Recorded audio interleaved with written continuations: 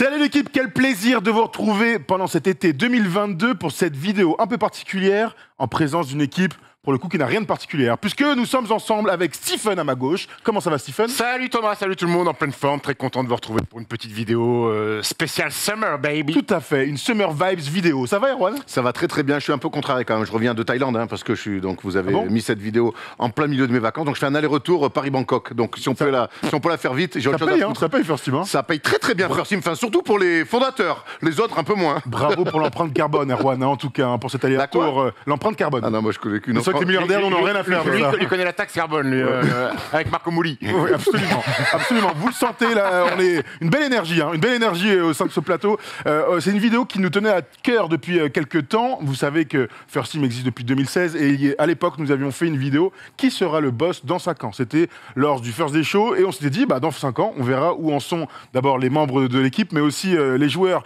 concernés. Avant de commencer de parler des joueurs, etc., je voulais qu'on regarde l'intro d'Erwan, c'était à l'époque, donc en 2017. Salut l'équipe, on est jeudi, le jeudi c'est le First Day Show, épisode numéro 17. La semaine dernière j'avais fait un de moins. On va commencer comme chaque semaine d'entrée très fort avec un tu préfères. Messieurs, Thomas Dufan, on va commencer avec toi. Tu préfères avoir la carrière de T-Mac sans titre mais rentrer au Hall of Fame ou avoir la carrière de Lamar Odom avec 2 titres NBA mais on imagine que Lamar Odom ne rentrera jamais au Hall of Fame. Bonjour Thomas. Oui, bonjour, ça va Erwan? Non, je disais, River, j'ai pas du tout écouté ce que tu as dit, mais je préfère quand même la carrière de T-Mac, une superstar individuelle qui a marqué son temps, évidemment, et qui donc entre au Hall of Fame, le panthéon de tous les joueurs de basket. Mais qui sont-ils? Qui sont ces gens? Stephen? Moi, je me suis reconnu, personnellement. Après, j'ai deux camarades qui ont évolué professionnellement. Alors, ouais, capillairement. J'ai enfin accepté qu'il fallait vraiment... Gastronomiquement. Il fallait se raser complètement la calvasse. Donc ça, c'est un message à tous mes mecs de la calvasse, les frères. Où tu vas en Turquie, où tu as les moyens pour la Paris, ou sinon tu te rases la cabessasse. Voilà. Et c'est moins cher, et ça fait moins mal. Et c'est moins cher, et ça fait plus beau surtout. Ça fait plus beau. Voilà. Erwan, on revient de loin, j'ai l'impression. Alors qu'à l'époque, c'était des bonnes vidéos, on s'en régalait. Le happening du début, j'ai toujours pas compris à quoi on jouait. On faisait des tu préfères, c'était les débuts, on se cherchait un petit peu, on cherchait notre style, voilà, un peu qu'est-ce qui marchait pas. Ça reste des débuts, voilà.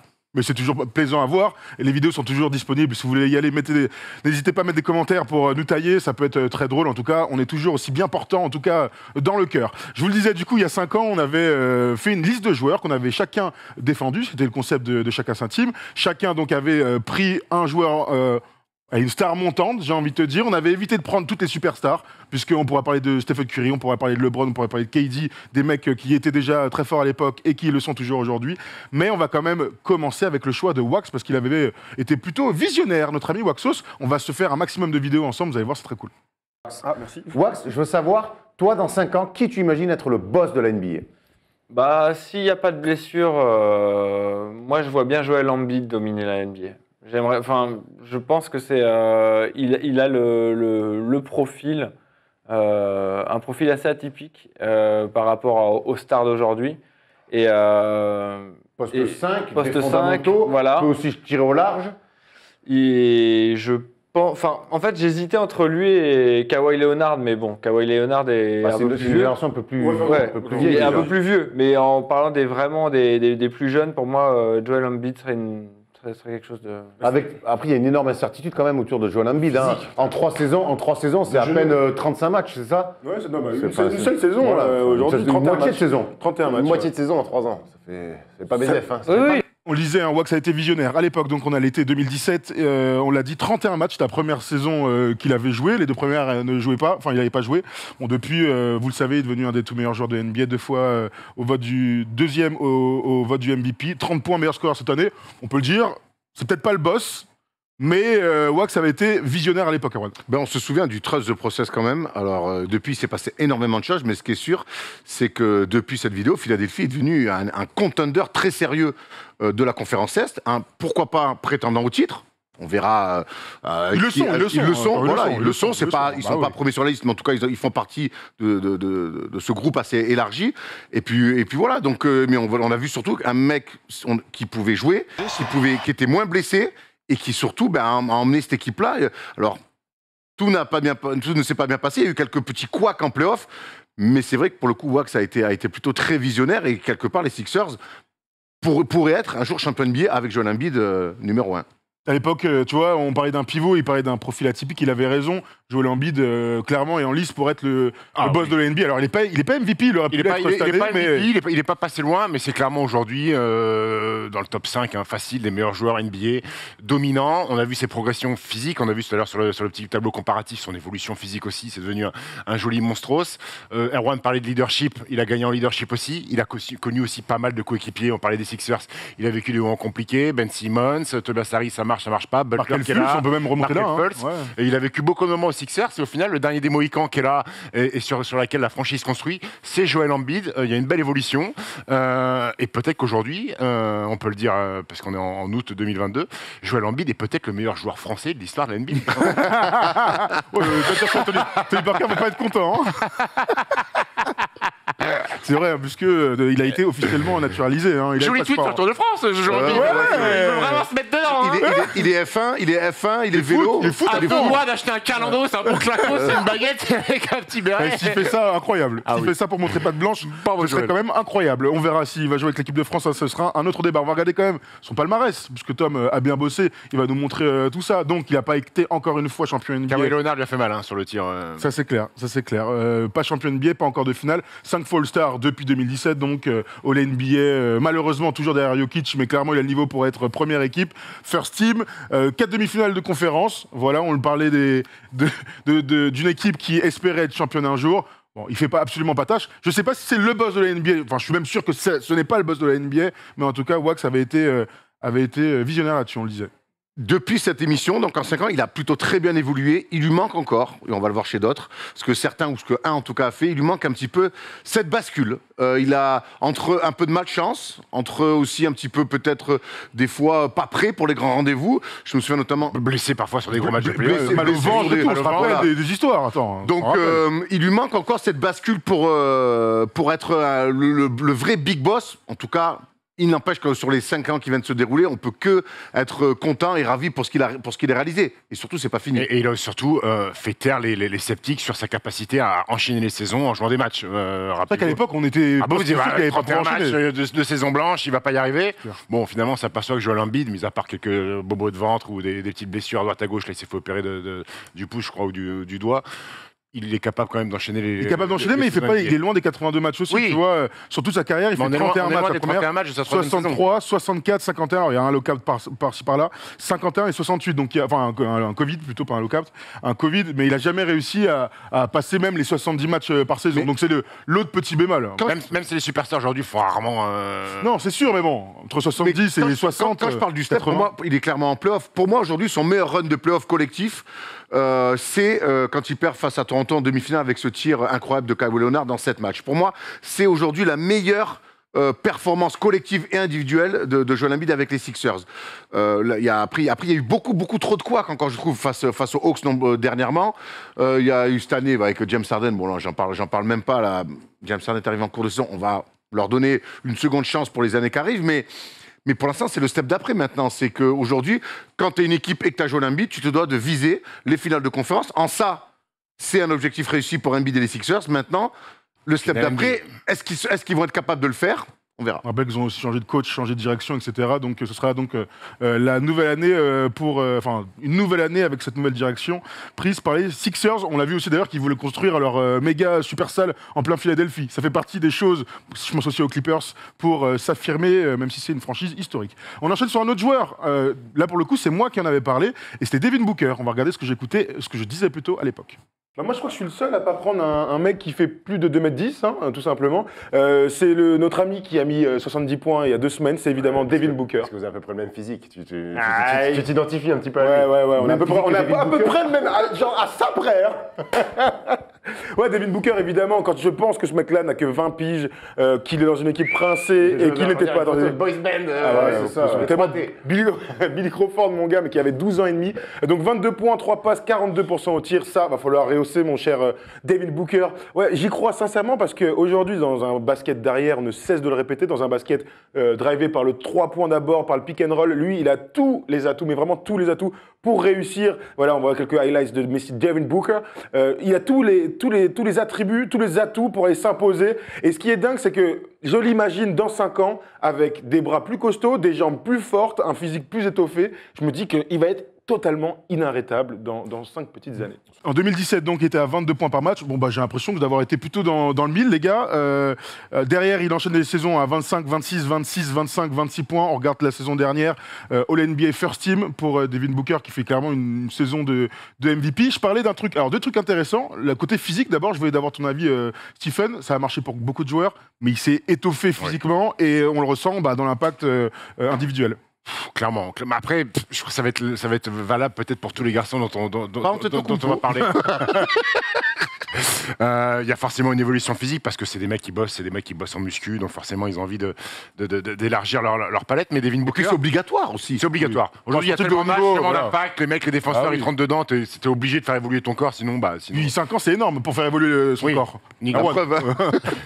Vous aussi, vous l'avez fait évoluer votre corps. Alors, on n'est pas sur les épaules ou des deltoïdes, on est plutôt sur le bas du ventre, mais il a évolué. Ouais, mais c'est voulu. C'est pensé. Hein. Après, Devin Booker, dans le jeu, depuis 5 ans, je sais même pas si j'ai vu une énorme évolution. Moi, la première évolution que j'ai vue dans le jeu de Devin Booker, elle est plus hors terrain sur le leadership. Et ça, c'est apparu dans la bulle. Quand les Suns sont arrivés dans la bulle, ils ont terminé invaincus. Il y a eu l'avant et il y a eu l'après. À partir de là, j'ai vu un Devin Booker capable d'être leader d'une équipe. Après, Chris Paul est arrivé, ils font leur finale NBA. Mais c'est le gap qu'il a passé entre OK, je fais des chiffres, mais ça sert à rien, mon équipe gagne pas. Et bon, voilà, je suis content, j'ai mes 70, je mets mon petit panneau alors qu'on a perdu. Tu te rappelles de ça? On s'en souvient. Hein. Et je fais des chiffres. Mais mon équipe gagne des matchs. Alors, vous pouvez me lier ça avec Chris Paul ou pas Chris Paul, je m'en fous. Devin Booker fait quand même partie de ce process-là et de l'évolution des Suns. Et là-dessus, pour moi, il a gagné mon respect. Sûrement celui d'Arwan aussi, parce que toi aussi, de temps en temps, tu avais été dur avec lui en disant, en gros, arrête de faire des stats, mais gagne des matchs. Ouais. Et on y est quand même. Moi, j'ai toujours adoré ce joueur. Je disais, mais au bout d'un moment, qu'est-ce que ça vaut, ces stats-là, quand tu ne gagnes pas de match? Et j'avais peur que ça soit un scoreur unique dans des équipes sans projet qui ne gagnent pas.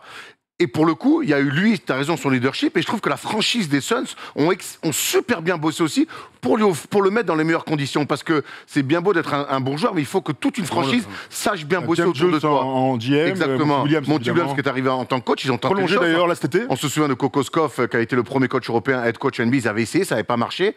Mais alors oui, l'arrivée de Chris Paul change tout. Une rencontre vraiment qui le fait passer avec justement une équipe aujourd'hui où tu peux jouer le titre aussi. Ils ont fait une finale et moi je l'ai trouvé exceptionnel en finale. On rappelle qu'il met 2 fois 40 points dans ces finales-là avec du Kobe, quoi, du mi-distance, indéfendable.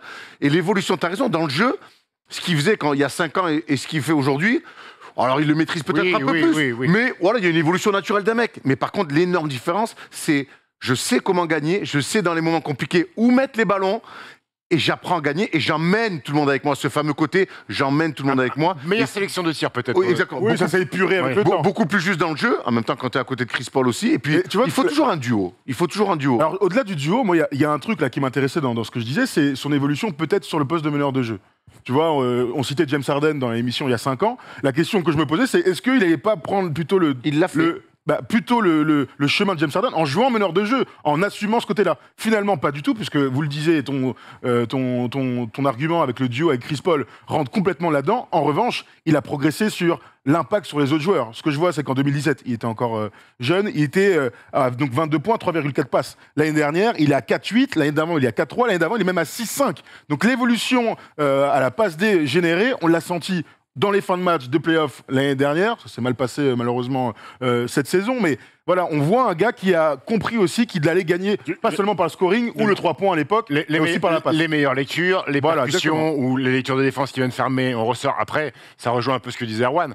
L'équipe de Phoenix, il y a 5 ans, c'est pas celle qu'il y a actuellement. Donc aujourd'hui, quand tu ressors les ballons et que tu mets les bonnes décisions, il y a des mecs en bout de chaîne pour mettre des pantons et pour t'amener des passes décisives. Mais il a grandi là-dessus, sur les lectures de jeu, sur les lectures de défense. Moi, là où j'apprécie, c'est beaucoup moins... Il était gabégique du tir un peu il y a 5 ans. Il envoyait des tirs à tout va, parce que son équipe gagnait pas un match. Là, aujourd'hui, c'est quand même un peu plus structuré. Alors, bien sûr qu'il y a des tirs de très haut niveau, parfois sur des museaux, sur 3 mecs, mais il y en a moins. Et on parlait de sélection de tir, et je trouve qu'il est très propre comme joueur maintenant. À l'époque, il avait 20 ans, à l'époque de la vidéo. 20 ans. C'est normal de faire des erreurs à 20 ans. Il n'avait pas chopé de Kardashian encore. Non, c'est vrai. Ils sont plus ensemble d'ailleurs. Il s'est remis avec d'ailleurs. Il s'est remis avec. Tu sais, t'as envoyé un texto, I'm sorry, Erwan, but I'm back with DB. Je lis le JDD tous les dimanches, et donc c'était en une. Il y a un truc dont je voudrais parler aussi pour voir que ce mec-là est devenu aujourd'hui un papa qui veut gagner un titre NBA. Ça se voit dans son attitude offensive, dans la justesse, ça se voit aussi défensivement. C'est aujourd'hui devenu un défenseur correct. Et ce qui n'était pas du tout quand il avait 20 ans, il n'avait pas envie dans l'attitude. En même temps, quand tu gagnes pas un match, on peut le comprendre. Mais aujourd'hui, c'est devenu un défenseur tout à fait honnête. Et ça, je trouve que dans l'évolution d'un joueur, c'est toujours important. Quand ces mecs talentueux, faciles en attaque, on sait que des fois, défensivement, ils ont tendance à lâcher. Et je trouve que depuis l'arrivée de Chris Paul, il y a aussi défensivement une évolution. Et le fait qu'il ait goûté au final, ça l'a aussi changé là-dessus. Le fait qu'il ait eu aussi des coéquipiers qui étaient forts défenseurs. Michael Bridges, bien sûr. Michael Bridges, Predator, là. Jay Crowder. Jay Crowder. Predator. Non, mais il a côtoyé des mecs aussi, même Chris Paul, des mecs qui sont à la base des vrais défenseurs et qui lui ont dit tonton, bon, il va falloir t'y mettre parce que nous, on veut bien s'y mettre pour toi, mais si tu t'y mets pas, et ça aussi, l'évolution défensive, elle est importante de En attendant, il fait partie des meilleurs joueurs sur son poste. Ah, complètement, il est largement. On vous a proposé une tier list qu'on s'est fait vite fait comme ça. Regardons à quel tiers appartient, du coup, parmi les arrières, Monsieur Booker. James Harden, évidemment, Bradley Beal, Paul George, Donovan Mitchell et donc Devin Booker. Ça vous paraît normal, ces deux tiers? En deuxième tiers, on a mis donc Zach LaVine, CJ McCollum, Clay. Retour de blessure, mais c'est un tiers 1 normalement, s'il n'avait pas été absent aussi longtemps. Shai et Anthony Edwards qui est amené à évoluer là-dedans. Erwan, qu'est-ce que tu en penses? Je pense, bon, je vois Harden, maintenant, c'est vraiment un pur meneur de jeu. Je ne sais même pas s'il pourrait jouer deux. Mais moi, ça me va. Moi, au vu des deux dernières saisons, ça me va. Un run pour aller en finale NBA, où il assure. Parce qu'on voit souvent des mecs découvrir des finales NBA et s'écrouler. Pour moi, il fait des finales NBA de très très haut niveau. Et derrière, l'année dernière, il y a une saison régulière où ils finissent numéro 1 ou numéro 1. Largement numéro 1. La grande saison de l'histoire de la franchise. Oui, alors voilà. Alors oui, il y a ce run de playoff compliqué face aux Mavs de Stephen Brun. Finish compliqué. Voilà, un finish très compliqué. Mais aujourd'hui, oui, pour moi, clairement, il y a même, je sais pas s'il y a un débat, dites-nous, mais j'aime pas dire qu'il n'y a pas de débat parce qu'on adore ça. Aujourd'hui, il est clairement numéro 2 sur son alors justement, tu regardes, tu mets qui devant Devin Booker là, dans ce tiers là? Il y a qui pourquoi il ne serait pas le meilleur arrière de la ligue? Sachant qu'il est Olivier First Team. Je vais te dire que pour moi, il y a un mec qui m'a marqué parce qu'on l'a vu jouer en live et qui m'a fait forte impression. Paul George. Paul George. Et j'ai du mal à mettre Devin Booker derrière Polo parce que, mec, défensivement, je te rappelle, offensivement, on disait ouais, c'est fort. Défensivement, il avait fait, c'était incroyable. C'est ouf. Donc Polo pour moi est devant. Après moi je le mets devant James Harden parce que James Harden me dégoûte encore plus. Il fait une très bonne saison, une moins bonne saison pour James Harden, mais en vrai il fait encore une très bonne saison. Donovan Mitchell de par sa saison et derrière et Bradley Beal qui a quasiment pas joué de la saison. Ouais, qui gagne plus de matchs. Et dans le tiers 2, il y a un garçon qui me rappelle Devin Booker il y a 5 ans, serial score mais gagne pas de match, c'est Shai Gilgeous-Alexander. J'ai envie de voir ce que ce garçon est capable un jour de...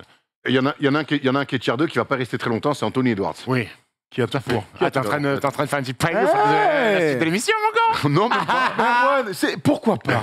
Passe décisive. Allons dans le Minnesota. Parlons d'un joueur qu'Erwan avait choisi. Bon, vous avez compris, j'imagine qui c'est. On va regarder ce qu'avait dit Erwan. Rudy Gobert. Rudy Gobert. Vraiment visionnaire, Erwan. Oui. Il y a un autre mec qui a un physique un peu différent, mais plus filiforme, mais c'est Karl Anthony Towns. Karl Anthony Towns, pour moi, qui fait des carnages à 21 ans. C'est plus de 24 points, voilà, 25 points même. C'est énorme, 12 rebonds, 53% au tir. On sait qu'il prend des tirs au large, mais c'est un délire, Karl Anthony Towns. Pour moi, c'est le nouveau Duncan 2.0. Alors avec avec un registre un petit peu plus au large, c'est un mec moderne, c'est un mec qui maîtrise déjà une technique. Et quand la technique, elle est maîtrisée avec un physique de mammouth comme ça, tu peux voyager très loin. Alors pour l'instant, le démarrage a été compliqué pour les Wolves, mais j'ai l'impression qu'ils se sont trouvés. Et comparé à tout ce que vous dites, il a déjà un vrai duo, ce mec-là. C'est ce que je veux dire. Pardon, on a pas pu merci pour le décompte, les gars. Alors, deux choses. La première, c'est qu'on a explosé de rire sur. C'est un 24 2.0. mais à l'époque, je vous l'explique, moi. Je voyais un mec qui faisait plein de choses sur un terrain. Je revois ses stats. Alors la suite, elle a été très compliquée pour lui individuellement. Les Timberwolves, contrairement par exemple aux Suns, ont eu beaucoup de mal à construire quelque chose de cohérent et dans le temps autour de Karl Anthony Towns. Mais les stats qu'il fait à cette époque-là, pour moi, je les trouve monstrueuses. Je trouve qu'il a tous les atouts pour créer plein de problèmes à une époque où Jokic et Embiid ne sont pas aussi dominants qu'ils le sont aujourd'hui. Donc c'était un pivot un peu fuyant qui pouvait poster, qui était au large. Il se battait avec des Marcus Cousins, exactement, parmi les meilleurs pivots. Et je trouvais que ce mec-là, on pouvait amener une équipe plus loin. Alors ensuite, il y a eu peut-être aussi la marche un petit peu trop haute pour lui. Il y a eu le Covid qui l'a ravagé, malheureusement, de plein fouet. Il y a eu beaucoup de coachs qui sont passés côté, je l'ai dit, côté Tim Wolves. Et ça, mine de rien, on va parler tout à l'heure d'Giannis Antetokounmpo, on a parlé de Devin Booker, tout ça. Il faut toujours ne pas décorréler le fait que les franchises doivent bien bosser. Minnesota bosse bien depuis quelques temps, mais c'est trop peu rare. Disons qu'heureusement qu'on fait cette vidéo en 2022 plutôt qu'en 2021, on aurait été beaucoup plus dur avec Towns. Karl Anthony Towns, mine de rien, il a joué 2 fois les playoffs en carrière. Et la dernière fois, c'était donc cet été. Et il n'a jamais passé le premier tour. Donc on est quand même loin des espérances. Et quand je dis, pour moi, Duncan 2.0, je voyais en lui, tu vois, regarde là, on le voit des images, il avait beaucoup plus de post-up game, je trouve, à l'époque. Il était moins au large. Il s'est un peu perdu par moment. Et on sait que maintenant, avec l'arrivée de Rudy Gobert, ça va être un nouveau challenge pour lui. Il change de poste, il y a beaucoup de choses qui vont arriver. Poste, même si on sait qu'il joue beaucoup poste 4. Mais là, il va jouer poste 4 avec Rudy Gobert. Donc ça va être quelque chose de nouveau pour lui. Mais j'aime bien revoir ces images de l'époque. Alors il y a deux choses. Il était plus proche du texte. Il y a effectivement le style Towns où on l'a vu faire enchaîner les hooks, faire des lay-ups et tout. Bon, il y a aussi Kevin Garnett sur le terrain. Il y a Ricky Rubio. Il y a Sam Cassell, peu probable quand même en 2017. Non, non, je pensais plutôt à... Remets. Donc il a joué avec KG, donc regarde, c'est marrant de revoir Ricky Rubio, t'as vu Ricky Rubio, on l'a vu, ça c'est Shabazz Mohamed, ça, le numéro 15. Ça, c'est Karl Anthony Towns. Bref, en tout cas, c'était voilà. les Lakers sûrs, ça, qui n'arrive pas très. Ça, c'est vraiment la meilleure époque des Lakers. Là, vraiment, on se régale avec jeune D'Angelo Russell. Regarde. Enfin, bref. Il est loin d'être le boss de la NBA. Et tu vois, par exemple, Devin Booker, je l'avais choisi, mais honnêtement, ce que j'ai vu de lui dans son évolution, il a peut-être tapé le plafond que je l'imaginais faire. Malheureusement, Towns, il y a du retard à l'image et il n'a jamais confirmé, malheureusement. Pour moi, c'est plus le même joueur, en fait. C'est plus du tout le même joueur. Les images que je vois là, je me dis waouh, t'avais raison, gros. Techniquement, il avait tout au niveau fondamentaux, le post-up, le hook, le jeu dos au cercle. On voit une séquence, il prend 2 écrans pour remonter, fin de tir, ballon au sol. Il a tout. Et aujourd'hui, c'est un mec qui fait plus ça en fait, qui se passe son temps à 7,23 m, a beaucoup de tirs à 3 points, de temps en temps une pump fake capable forcément de mettre le ballon au sol. Et on voit beaucoup moins, alors qu'il a ça encore dans sa palette. Alors est-ce que c'est la NBA qui l'a forcé à devenir ce joueur-là, ou c'est lui qui s'est dit, si je veux exister en tant que pivot, il faut que je devienne ce joueur-là, je sais pas. Mais bizarrement, certes, sa saison est fantastique et la saison des Wolves est fantastique. Bizarrement, je préférais le Karl Anthony Towns il y a 5 ans sur ce volume de jeu et sur ce qu'il était capable de faire. Alors, bien sûr, il gagnait pas des matchs et peut-être que c'est pour ça aussi qu'il faisait autant de choses sur le terrain. Aujourd'hui, il gagne, il en fait moins, je trouve, alors qu'il avait, tu disais, il a tout en magasin. Et quand tu disais Tim Duncan 2.0, moi, je ne me suis pas moqué de toi, parce que. Mais c'est Tom Serafino qui, il y a 5 ans, ne connaissait pas la NBA, donc c'est pas grave. Non, mais donc, tu avais raison de dire, parce qu'il y a. Mais bien sûr, et on le comparait beaucoup à l'époque. Il y a tout en magasin. Mais bien sûr. Mais moi, ce que je trouve, c'est. Alors, ce Karl Anthony Towns, on ne le retrouvera pas, parce que de toute façon, avec l'arrivée de Rudy Gobert, c'est clairement le message qu'on lui envoie, c'est de dire t'inquiète, tu vas plus faire le sale taf. Mais moi, quand je vois l'évolution d'Antetokounmpo défensivement, le règne qu'il a sur le terrain des deux côtés, quand je vois Booker qui est devenu aussi un bon défenseur, j'ai l'impression que Karl Anthony Towns là est en train de prendre le chemin inverse et ça me gêne un peu. Je veux dire qu'un mec qui veut mettre des points. Voilà, c'est un mec qui est unique sur des terrains un petit peu en pente et c'est même défensivement, souvenez-vous, quand il est drafté, il est drafté numéro 1, c'est parce qu'il fait une marche manège avec Kentucky où défensivement il est assez impressionnant, il y a de la dissuasion. Aujourd'hui, il n'est plus du tout ça. C'est pour ça qu'ils sont allés chercher Rudy Gobert aussi. Donc tous ces mecs-là dont on parle, qui ont une évolution des deux côtés du terrain, qui sont devenus des joueurs bien plus complets, lui est en train justement de devenir un joueur quasiment unique, scoreur et un peu rebondeur. À côté de ça, il a 26 ans et tu vois, souvent on dit que la maturité pour les grands arrive beaucoup plus tard. Peut-être qu'on va, à partir de maintenant ou de la saison dernière, voir le meilleur de Towns. Peut-être que l'arrivée de Rudy Gobert et tout ce qui se passe en ce moment du côté des Timberwolves, on va voir un mec qui va faire une saison de MVP, on va voir un mec qui va enfin passer le premier tour des playoffs, etc. etc. C'est peut-être à partir de maintenant qu'il va se positionner comme l'un des boss de la NBA. Autre chose d'important, c'est que toutes les greffes qui ont été faites autour de Karl Anthony Towns n'ont jamais marché. Wiggins, Butler... On va pas revenir sur les histoires. On peut même dire comme Thibodeau, le coach. Les coachs, il n'y a jamais eu vraiment de greffe, à part Finch cette année. Là, pour le coup, on a l'impression que quelque chose se passe. Mais avec Anthony Edwards, moi, je trouve que c'est plutôt pas mal. Avec son pote D'Angelo Russell. Avec son pote D'Angelo Russell. D'Angelo Russell serait bien qu'il step up un peu, mais en tout cas, ils sont potes et j'ai l'impression que ça se passe pas trop mal. Maintenant, je vais voir avec Rudy Gobert comment ça se passe. C'est un mec qui a besoin de stabilité en tout cas. Pendant que tu nous dis ce que tu vas nous dire, on va regarder aussi une tier list, mais parmi les pivots. On va regarder parmi les pivots où est-ce qu'ils se positionne. Je pense qu'on est plutôt tous d'accord là-dessus, mon cher Stephen. Je prends 20 secondes pour étudier. Ouais, je t'en prie. Si tu veux, si tu connais pas les mecs, alors à gauche, c'est Embiid et Jokic. Embiid et Jokic. Et on a Il y fait a un Rudy tiers deux Gobert, avec les trois. Bam Adebayo et Karl Anthony Towns. Ouais, ça se tient. Vous vous rendez compte que là, sur les 5 pivots, il y a 5 profils différents. Il n'y a pas un profil qui est le même. C'est fou, hein. Et il y a un Américain. Et il y a un Américain. Et qu'il y a un seul Américain. T'as raison. Il y en a deux. Bon, Karl Anthony Towns, c'est un produit américain. Ah bah non, il joue même pas pour les States. Il joue pas pour les States. Non, d'accord, mais bon, on s'est compris. Ah bah non. Le gars, il joue pas pour les States. Quel joueur est susceptible d'intégrer le USA de la 5 là? Gros, il est pas américain. Hein. Non, mais on s'est compris. Non, c'est pas compris, gros. Come on, everyone. Ça veut dire que Karl Anthony... Tu respectes pas la République dominicaine? Ouais, le mec, il joue pour son pays. Alors, s'il y a bien un mec qui sait qui respecte la République dominicaine, c'est bien moi, gros. Je te le dis tout de suite. Respect Dior. Tu respectes pas les frères Greer? Ah, si. Bon bah alors. Non, mais tout ça pour dire que... En fait, quand tu dis « va-t-il devenir le boss » là dans les... En fait, cette équipe de Minnesota, j'ai l'impression qu'elle se tend vers Anthony Edwards, en fait. Oui, bien sûr. Et que pour devenir le boss de la NBA et faire une saison de MVP, il faut que ça tourne autour de toi. Et je suis pas sûr que... Parce qu'Anthony Edwards, elle est dans...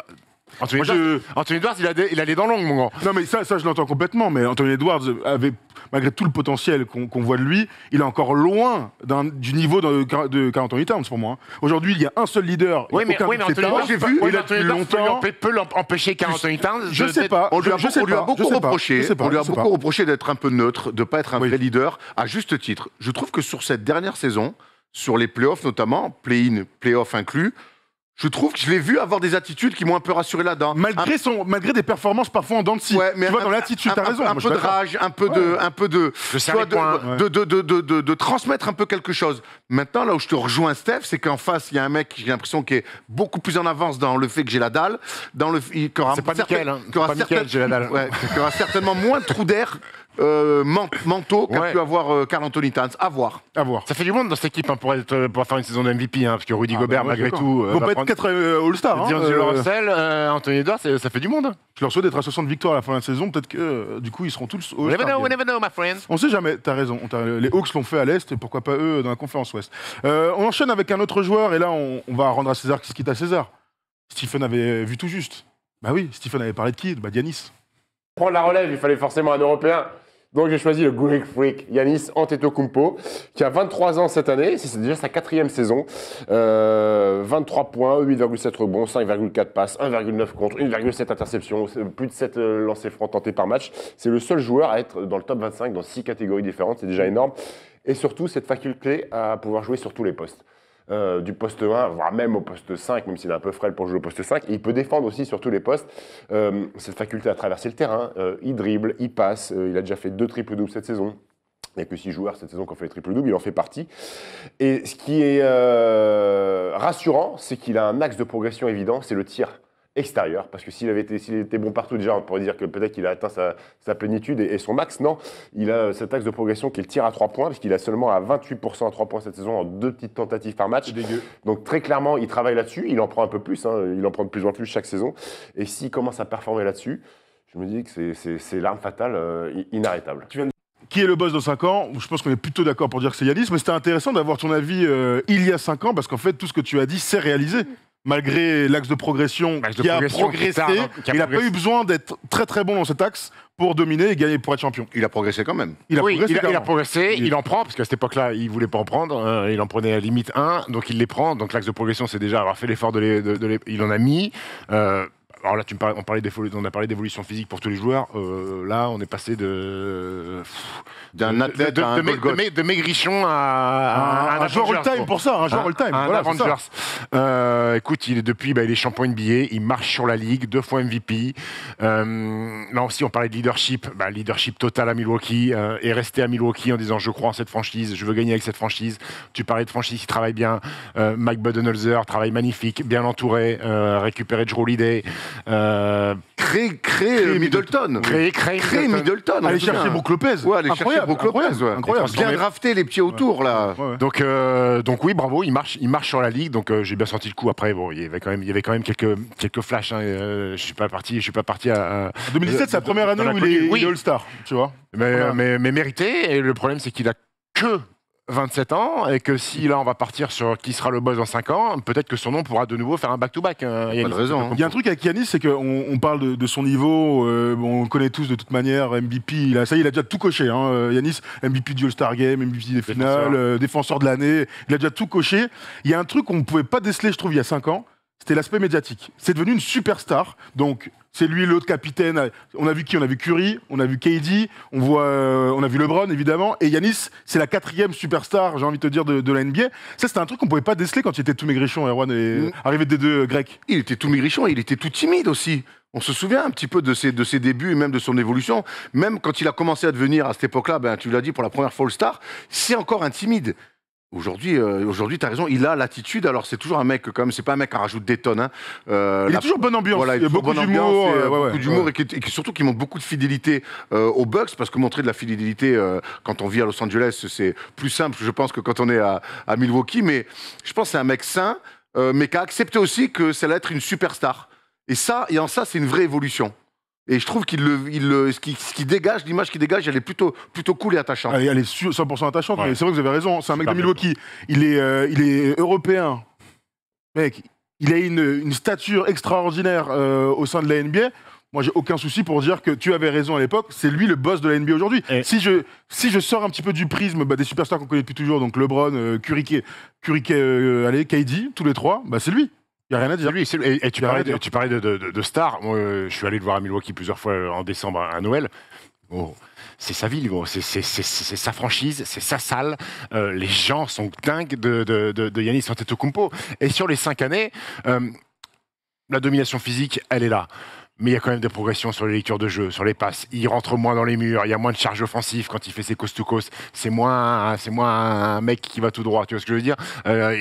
Sa qualité de passe, ses stats sur les passes d'ess ont augmenté. Il s'est cassé les dents aussi. Hein. Ah oui, il s'est cassé les dents contre Toronto, quand ils mènent 2-0 et qu'ils doivent gagner le match 3 tous les jours et qu'ils arrivent à le perdre et qu'ils en perdent 4 de suite après. Dans la bulle aussi, contre Miami, avant de dominer et de gagner collectivement, parce que c'était important aussi que ce mec-là gagne un titre NBA, parce que sinon on aurait dit c'est un mutant mais qui ne sait pas gagner. Il a aussi appris à gagner. Avec un coach, Mike Budenholzer, qui a façonné, qui a mis 3 ans aussi à trouver la bonne formule. On se souvient, la première année, c'était tous autour de lui, et puis petit à petit, on a rajouté des choses. Donc, j'aime l'évolution, et j'aime ce mec-là, comme Jordan s'est cassé les chicots, comme LeBron s'est cassé les chicots. Il a ce chemin-là des grands, où il a dû perdre pour apprendre. Il y a un dernier truc que je voulais souligner sur son style de jeu, c'est qu'à l'époque, même de Jason Kidd, etc., on pensait même qu'il allait peut-être jouer un peu meneur, pas meneur de jeu, mais beaucoup remonter la balle. Ce qu'on n'imaginait pas il y a 5 ans, c'est que ça devienne un vrai big man et un enfant du Shaq. Gros, aussi simple que ça. Je n'imaginais pas qu'il soit aussi dominant à l'intérieur.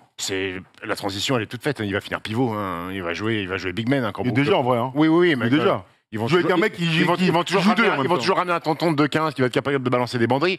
Mais c'est un pivot, en fait. C'est un pivot qui fait des coast-to-coast. Je vous invite à remater le match 6 des finales hein, quand ils sont champions et qu'ils mettent 50.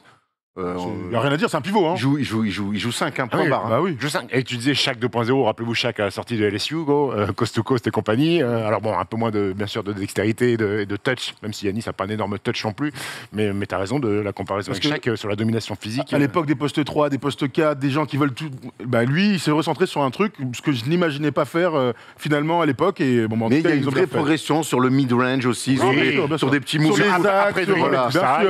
Bien sûr. Et ça va être de mieux en mieux. Fadeaway, post-up. Et tout à l'heure, tu l'as dit, dans 5 ans, ça peut être plus le gars, ça. Sûrement, d'ailleurs. Dans 5 ans, il a 27 ans. Jordan, à 27 ans, c'est encore un mec slasher qui mettait des dunks. C'est à partir de 31 ans qu'il est inarrêtable sur du fadeaway. Donc attention, le pire est peut-être à venir. Là, il a qu'à 29% 3 points, mais s'il monte à 32-33, ce qui n'est pas exceptionnel, mais pour un garçon qui part du néant, 33%, c'est exceptionnel, ça peut faire carnage. Mais pour moi, le 3 points, c'est même pas. Ça reste un bonus. Oui, pour moi, c'est le mid-distance. Et contre les Suns, en finale, il met des jeux à 3 points. Très important, et des filoches, pas des trucs, des énormes filoches. Même si de temps en temps, il envoie des airballs bien vilains. Il en mettra toujours. Il en mettra toujours. Bien vilain. Il en mettra toujours. Vilain. On avait cité quelques autres mecs.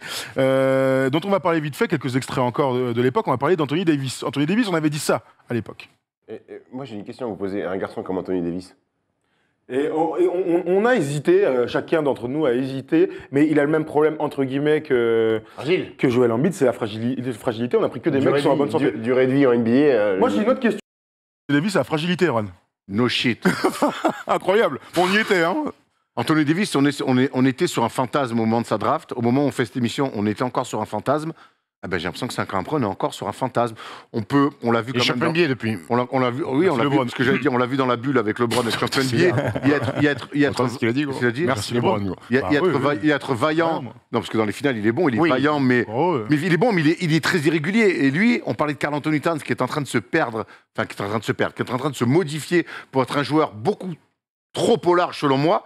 Mais Anthony Davis, aujourd'hui, pour moi, à part Antetokounmpo, c'est peut-être le plus talentueux de tous les mecs qu'on vient de citer.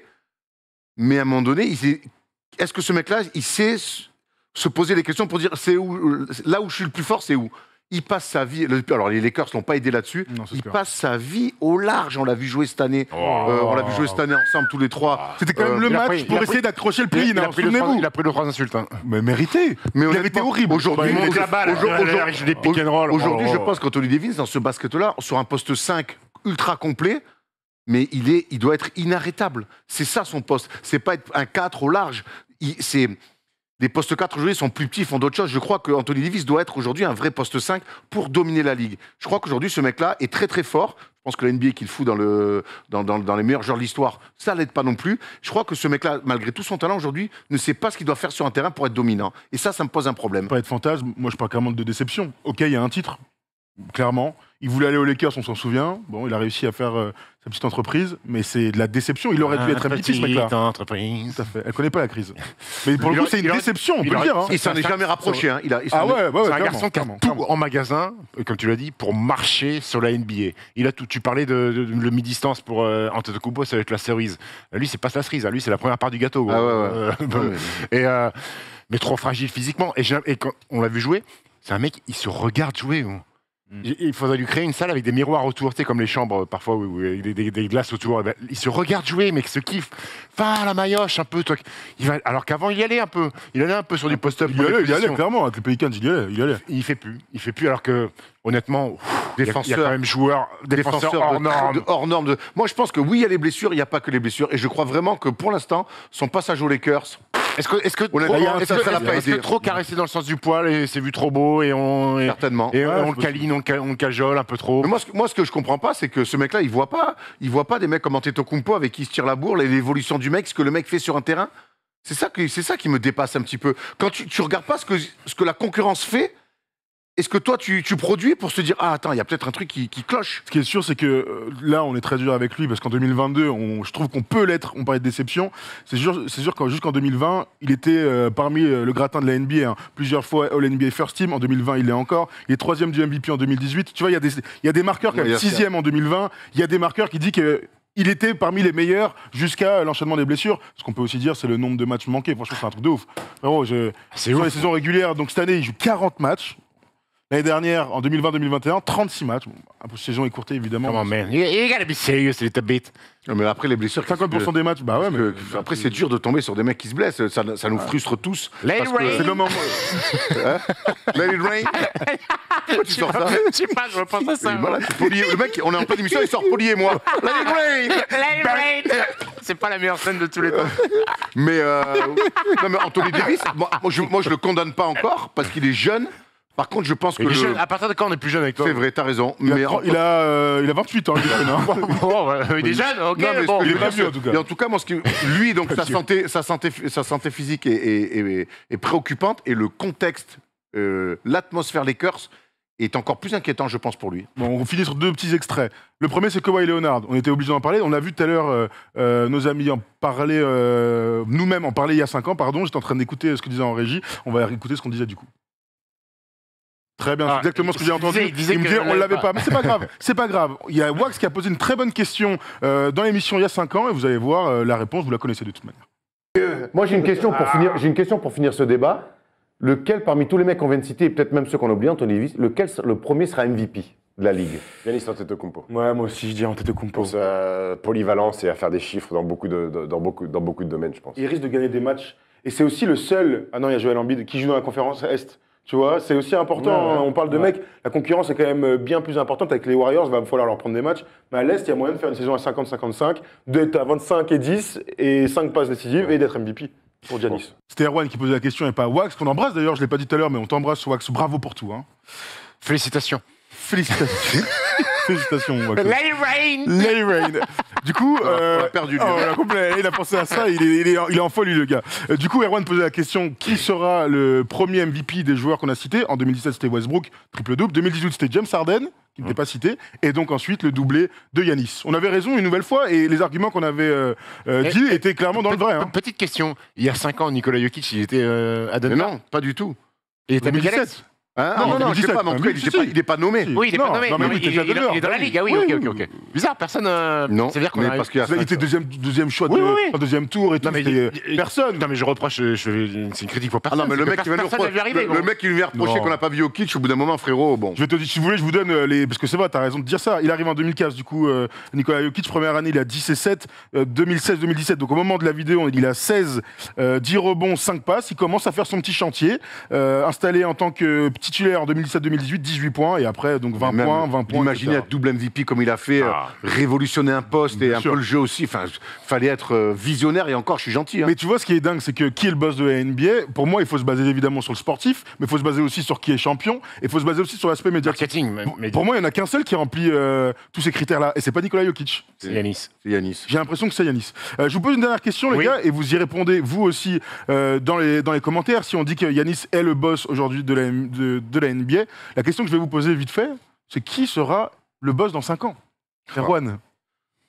Alors, On est en 2027. non, mais- qui est le boss de Non, la mais NBA? je vais prendre la nouvelle génération. Moi, ce qu'a fait Jason Tatum là, pendant ce run de playoff me montre quand même s'il est passé au travers de ces finales. Mais on a vu que tous les mecs dont on a cité, ils apprennent dans la défaite. Alors lui, il est allé loin, mais il a appris que je pense que ces finales, vont le rendre encore meilleur. Je pense forcément à un mec comme Ja Morant. J'arrive pas à lui mettre un plafond, lui, avec cette équipe. En plus, encore une fois, une franchise qui bosse plutôt bien autour. Erwan, c'est toujours Ja Morant avant Luka Doncic, j'ai remarqué. Hein. Parce qu'il me le laisse. Ben voilà, regarde, passe D. Elle est là, gros. Il Non, a mais je voulais aller avec Tyler encore. Je sais que tu n'avais pas encore pensé, c'est Mais pour tu ça veux que je te connais. Hein. regarde, Non, mais il allait le dire, il a Regarde, oublié. Aujourd'hui, Boston, pour moi, Calme-toi. aujourd'hui, Boston est en avance sur les Mavs collectivement. Je pense même que les Grizzlies, je vais me faire peut-être taper sur les doigts, pour moi, les Grizzlies sont en avance aussi collectivement sur les Mavs. Je pense. Moi, je pense que demain, t'enlèves Ja Morant et t'enlèves Doncic des Mavs, tu les fais jouer. Je pense que les Grizzlies, ils démontent les Mavs. Oui, d'accord. C'est ça Après, que je te dis. après, tu peux aussi dire qu'il y a une des deux équipes qui est en finale de conf et c'est pas les Grizzlies. On peut la jouer comme ça aussi. Très bien. Après, Atlanta, Ils ont joué contre les Warriors un peu plus tôt, c'est tout. Atlanta fait une finale de conf aussi, t'as raison, et tu perds contre le futur champion. C'est mon avis là. Moi, je crois que les Mavs vont devoir, à un moment donné, être à la hauteur du talent de Doncic pour lui offrir un jour une équipe pour jouer le titre. D'accord, mais aujourd'hui. Non, tu sais pourquoi moi je vois Lucas comme le futur boss, enfin le boss Il est déjà dans 5 ans, parce que déjà il est pas loin d'y être. Ça fait, Ouais, ça ouais, fait 3 saisons de suite qu'il est dans le top 3, dans le top 6 de titre des MVP. Parce que mine de rien, cette équipe de Dallas, je pense qu'ils vont le faire sur une année. Ils vont le faire à l'image des Mavs de Dirk. Ils vont le faire à un moment donné, ils vont avoir une équipe où ça va prendre. Il y aura Ils pas. l'ont pas pour le moment, on est d'accord. Ils l'ont pas pour le moment. D'accord. L'année dernière, on a vu des bribes d'alchimie que Oui, mais ton numéro 2, il s'est barré. Oui. Et d'ailleurs, je m'en suis pas remis. Mais. Bon contrat pour les D'ailleurs, Knicks. jolie chemise aux couleurs de Nick, Oui, tout à d'ailleurs. fait. hein. Et t'as vu la stat de Jalen Brunson, hein? Jalen Brunson, c'est le premier joueur de l'histoire à 100 millions qui signe le contrat sans avoir été All-Star. Oui. Bravo les Knicks. Donc je pense que les Mavs, à un moment donné, il y a une année, ça va le faire. Ils vont récupérer un mec. Il n'y aura pas de super équipe à Dallas. Comme à l'époque de Dirk, ils vont récupérer des mecs, ça va bien s'emboîter. Et je pense que ça va le faire. Mais Luka Doncic, aujourd'hui, le seul point d'interrogation, c'est. J'ai envie de dire physiquement, est-ce qu'il va pouvoir continuer à marcher sur la ligue comme ça, avec un corps même si on l'a vu apparemment là cet été, il a commencé à. Y a pas de raison pour le coup. Il n'y a pas de raison. Après, il faut qu'il step up Pas de raison, défensivement. on l'a pas vu encore pour l'instant se réaffûter. Je sais, mais ce que je On veux a dire, vu c'est que- Jokic le faire, on n'a pas vu Doncic. Ouais, mais t'as vu Jokic au bout de combien de temps il l'a fait? Moi, ce que je veux dire, c'est qu'il n'y a pas de raison que ce soit un problème, ça. C'est pas comme s'il était tout le temps blessé. Non, il non, l'est pas. il est- donc, non, mais c'est- après, défensivement, il faut qu'il monte un chouï un peu. On l'a vu qu'il est C'est capable clair. de le faire sur séquence, mais j'aimerais bien le voir sur la durée des matchs. Mais aujourd'hui, ce mec-là, je vois pas comment, d'ici les 5 années à venir, quelqu'un va pouvoir dire non, non, tonton, c'est à moi. il est déjà dans Il est la déjà, trajectoire il de est le déjà Famer, tout en le mec. haut. Je vois pas ouais, comment c'est il peut clair. régresser. Il peut que progresser encore blessures, dans cette chose. Il a ce truc-là qu'en peu de temps, il arrive à faire peur à tout le monde. Aujourd'hui, je pense que les mecs qui jouent Doncic, ils se disent il peut tout faire. Et Il il a peut fait- tout se passer. Et le run de même playoff va dans ce sens-là, même t'as la meilleure raison. équipe de la ligue aujourd'hui va jouer les Mavs et dire mec, on peut tomber, gros. On peut tomber grâce à ce mec-là, qui peut nous mettre à terre. En tout cas, tous les mecs qu'on cite là, et je rajoute Devin Booker, donc Tatum, Ja, Luka et donc Devin Booker, All NBA First Team. Donc on est déjà dans l'époque d'après. Alors, Si on devait citer qu'un seul mec, d'ailleurs, les ESPN qui a récompensé tout le monde, ça a été évidemment beaucoup Steph Curry et les Warriors, c'est bien normal, ils sont champions. Et donc aujourd'hui, on peut dire que même si on n'a pas cité Giannis, Steph Curry est le boss médiatiquement, etc. Le titre, ça le remet au centre, on imagine la suite. Bon bref, les Warriors sont clairement l'équipe à abattre, mais il n'empêche que la nouvelle génération a déjà pris le dessus. C'est aussi la sensation qu'on a 5 ans après, en 2017, si on prend le 5. Et peut-être plus vite que celle de la génération dont on vient de parler. En tout cas, plus vite que la next-gen de tennis, en tout cas. Ils ont pris un peu plus de vie que J'ai l'impression. J'ai l'impression, Le tennis. La nouvelle ça génération. fait 10 ans qu'on dit que la next-gen, là, ils vont prendre le lead sur les Nadal et ça arrive jamais. Donc j'ai l'impression qu'en NBA, la nouvelle génération, elle a ils ont un peu plus les crocs. Ils ont un peu plus les crocs. Je regarde juste vite fait, pour finir, les All-NBA 2017. non? Non. Ça me paraît, j'aime beaucoup, ça me paraît dans un tiers différent. Anthony Edwards? J'attends. 5 ans. Pourquoi Il est pas, un peu plus jeune, mais lui clairement, je lui mets pas de barrière pour l'instant. Je le trouve tellement dans l'attitude et tout. Il a un côté. Jalen Brown? Non, mais avant ça, moi je citerais Zion, pourquoi pas Kate Cunningham, ce genre de choses, tu vois, ou Paolo Banchero, on l'a pas encore vu jouer au basket sur un parquet NBA, mais c'est aussi les numéros 1 de draft qui font avancer normalement les trucs. Hein. Zion, Evan Mobley sur les champs, tu vois. Pourquoi pas. On demande à voir, ils sont encore plus jeunes. Hein. Non, bien sûr, plus jeunes. Mais si Zion se remet un truc, il n'y a pas de raison qu'ils ne soient pas parmi les meilleurs. C'est la magie de l'NBA, c'est que. Jonathan Kuminga? J'adorerais. Bon, lui, je sais pas, mais je sens qu'il y a un truc. Gros. Frérot, on l'a dit ici il y a 4 ans. Kuminga, dans 10 ans, je pense qu'il va être tout là-haut. Ah ben c'est Thomas, moi, qui ma me l'a théorie, raconté. ça. C'est C'est Thomas ma théorie, qui me l'a. I think he might be a great player. Il va falloir qu'il se. Parce que je l'ai vu sur le premier match de Summer League, là, il dit, frérot. Je vous donne juste pour terminer, en 2017, la All-NBA First Team, c'était LeBron, Kawhi, Anthony Davis, James Harden et Russell Westbrook. C'est fou qu'en 2007, C'est dingue. Anthony Davis est first team, mais on le cite pas dans l'émission. Bah, si on le cite comme ça. On le cite pas, personne ne le choisit. Bah, On l'a choisi pour Oui, d'accord. pour, Ok, très bien. Et je vous donne juste pour le kiff, la deuxième équipe, c'était Giannis, déjà, KD, Rudy Gobert, deuxième équipe, la gobe. Steph Curry et Isaiah Thomas. Voilà, il y a Isaiah Thomas qui a disparu malheureusement des parquets. Bon, voilà, c'était un plaisir, les gars, déjà d'être avec vous. J'espère que vous avez kiffé vous aussi. C'était un plaisir, Erwan. Ouais, Ça fait longtemps qu'on n'a pas fait de vidéo. J'espère qu'il n'y aura pas autant de différence dans 5 ans avec physique pour nous. Alors, ouais, mais alors dans l'autre sens. Déflation, alors. Voilà, exactement. Qui sera le boss dans 10 ans? Noam? Viens voir. Oh, putain. Est-ce que Noam peut venir sur le plateau, s'il vous plaît, monsieur Noam, qu'on est allé récupérer après le festival de Cannes, hein, comme vous allez le remarquer, par cette couleur caramel. Qui sera le boss?